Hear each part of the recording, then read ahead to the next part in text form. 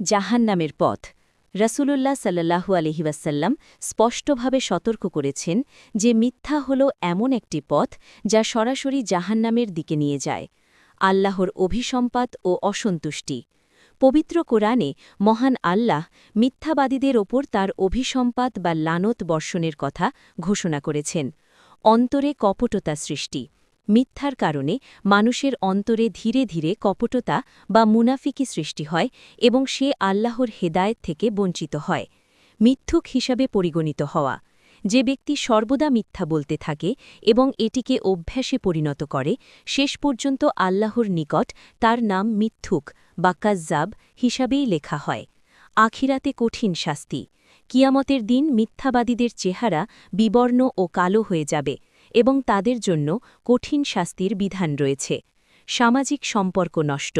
মিথ্যার কারণে পরিবার ও সমাজে মানুষের মধ্যে বিশ্বাস নষ্ট হয় এবং সম্পর্ক ভেঙে যায়।